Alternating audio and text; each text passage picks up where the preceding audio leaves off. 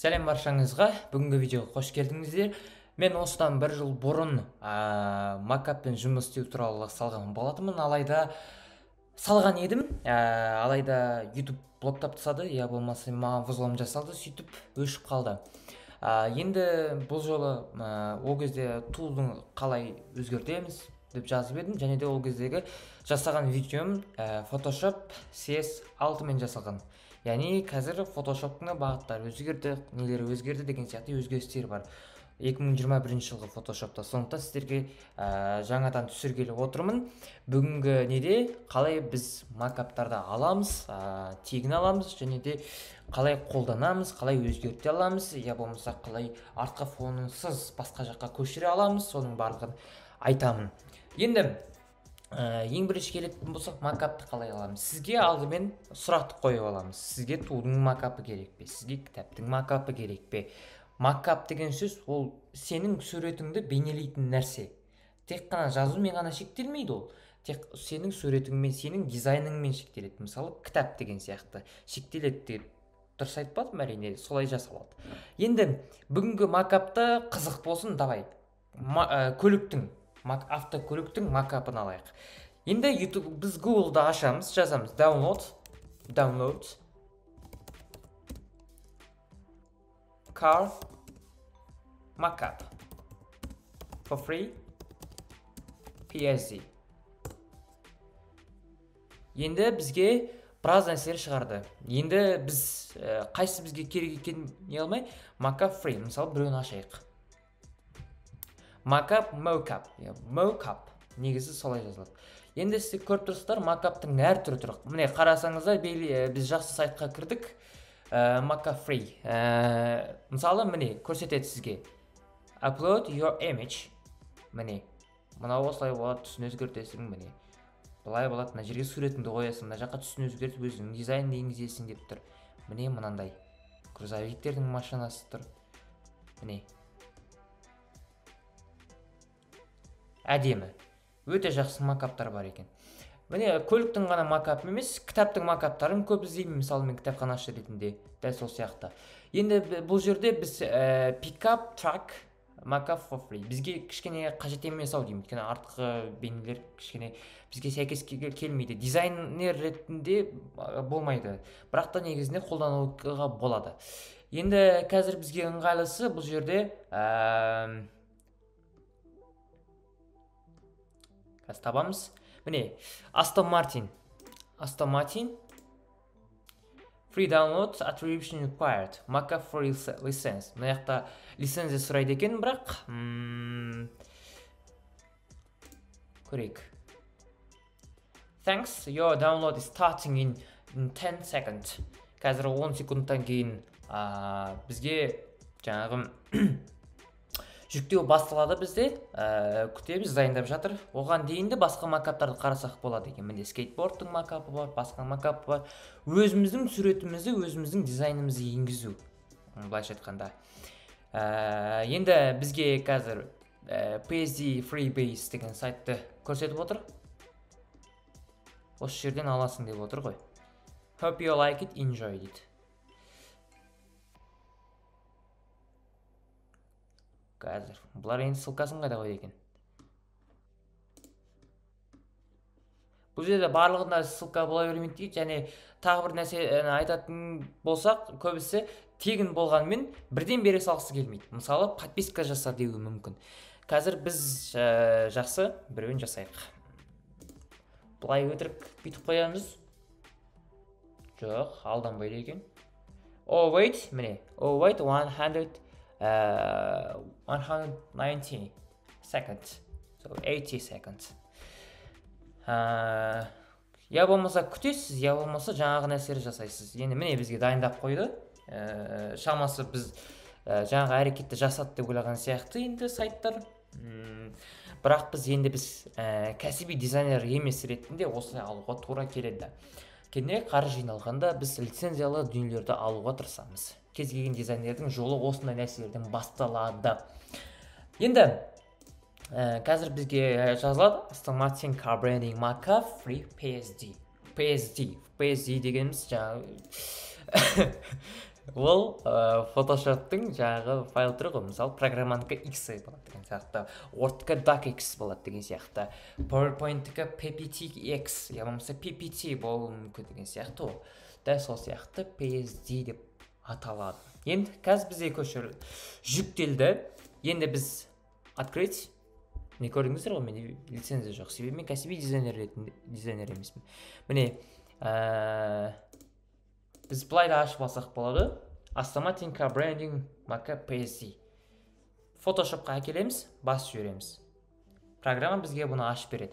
Енді бізде болса шығып тұр, себебі бұл жерде мына жер көрініп тұрған жоқ. Көзді басамыз, сол кезде ашылады. Preview base.com дегенде delete басамыз, өшіріп тастаймыз. Place your artwork and change background. Бізге background өзгертуге болады, фон өзгертуге болады. Place your artwork. Осы жерде қарайтын болсаңыздар, міне қандай белгі тұр. Мұнда арнайы белгі тұр. Smart object, smart object деп аталады. Миниатюра smart объекта. Егер ағылшын тілінде болса, осылай шығып тұрады. Дәл соны басатын кезде бізге дизайнды шығарып беріп отырады. Міне осылай. PSD FreeBS. Енді Layer 2 дегенді басамыз. Hide this, cache.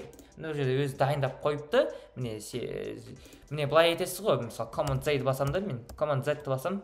Layer 2. Мына жерде осылай тұр.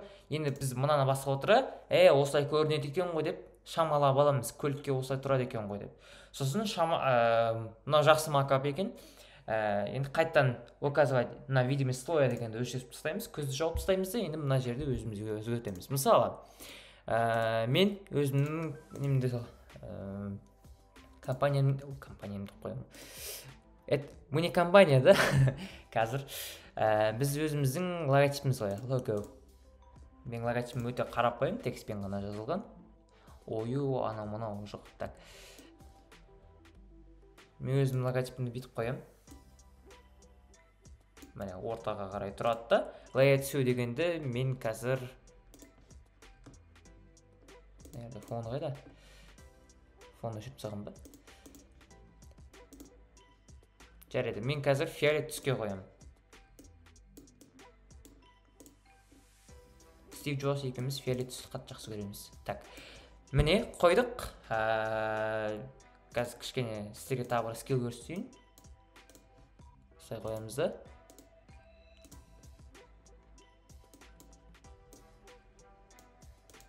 Міне осылай дейміз. Бізге қазір нашар дизайн болып тұр, қазір бірақ біз көлікті шамалап аламыз. Міне көлікті осылай тұрады екен. Енді біз командпен баса отыра control, я болмаса Windows'та осылай қойып аламыз. Міне біздің макапымыз, менің логотипім, мысалы логотиптің макапы, бірақ түгел бір тегіс дизайн жасауға болады, бірақ сіздерге біз бастамасы ретінде көрсетіп отырамыз. Міне осылай басамыз, я болмаса ол жерде кіші интерді басуға болады, оң жақтағы Windows'та. Ал Mac'та жоқ ондай. Так, енді біз Command S басамыз, я болмаса Control S. Control S бастық, мына жерде міне қазір Command S бастық. Енді міне біздің дап-дайын көлігіміз көрініп тұр. Міне сапасына мән беретін болсақ, енді бұл тегін PSD, сондықтан мына жерде шикіліктер бар әрине. Бұның үстінен бастырғаны көрініп тұр ғой былай. Бірақ біз өзіміздің аңсағанымызға жеттік. Енді Aston Martin дегенді басып көрейік. Artwork folder. Change. Міне мына жерде мынада жақсы өзгерген. Change color. Alloy, там alloy деген сөз ғой. Alloy жасыл. Так, цветовой тон. Біз қазір бұны фиолет түске ауыстырамыз. Насыщенность былай қоямыз да. Фиолет түске ауыстырдық. Біздің дисклерімізді ауыстырдық. Енді car and background. Background біз қазір біздің ерекше түсіміз бар мына жерде. Соны қоямыз. Пипеткамен түртіп аламыз. Инструмент пипетка. Я болмаса айды бассаңыз шығады. Сонымен түртіп аламыз да біз екі түсті жасаймыз. Мынамен екі түсті алып алдық мына жерде. Бізге қазір бұл смарт объект керек емес, біз екінші бэкграундтың смарт объектіне өтеміз. Енді бұл жерде біз брашты, яғни кистяны аламыз, инструмент. Бұл жерде қысқа пернесі, бұл жерде B, яғни brush деген сөз. Енді rectangle, заливка. Мына жерде бұл фигура екен. Фигура болатын болса, былай өзгертеміз. Өзгертемізде, қазір біз тағы да бір нені алып, слойды аша отырып, создать новый слой арқылы, мини жағынан көрсетпей қойын көп. Түстік былай көбейтеміз. Онша емес болып қалды. Азайта кішкене масштабты бұрамыз. Бұл жерде масштабты бұру контрол плюс минуспен де жүзеге асады. Болмаса басқа да. Жоқ, жарамайды. Так, былай етеміз біз. Көлік мына ортада тұрады.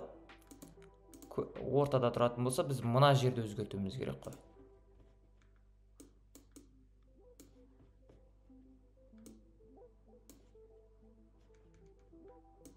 Тағы да түсті көбейтеміз.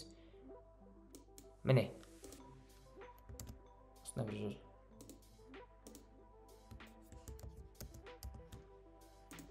Тағы да көбейтеміз. Жарамыз соқ қалды. Енді Command S-ті басамыз.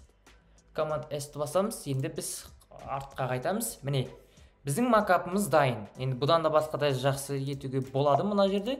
Өйткені сәл түс нашарлау шығып қапты дизайнерлік көзқарас бойынша. Сәл азайтып жіберейік. Мысалы. Сосын мына жерден сәл өшіріп жіберу керек. Прозрачный өшіргішпен. Command S-ті басамыз. Міне.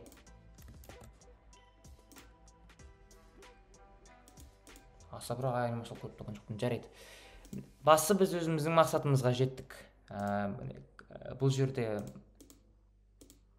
көрініп тұр, яғни үстінен бастырған, жаңа айттым. Car and background деп тұр ғой. Осы жерден біз көлік міне тұр. Car shadow. Мысалы, көлеңкесі бұның көліктің өте көп болып тұр. Көп болып тұр дегенде, мысалы, біз мына жерден ақ өзгерте аламыз. Непрозрачныйшті. Opacity-ді, яғни opacity, егер сіздің фотошопыңыз ағылшынша болса, соны кішкене азайтып жібереміз. 87% жететін сияқты бізге. Әзірше солай көрініп тұр. Не? Мынаны былай алып тұрсақ та болады екен. Мына бәсе осы екен оқырып тұрған. Бұның непрозрачныйсын тағы да азайтып жүреміз. Міне біз макапымызды дайындаймыз. Енді осы көлікті басқа бір жерге көшіру керек болатын болса, онда background color дегенде алып тастайсыздар да, қалғандардың барлығын Command G-ге де салмай қоюға болады екен, мысалы мына жерде.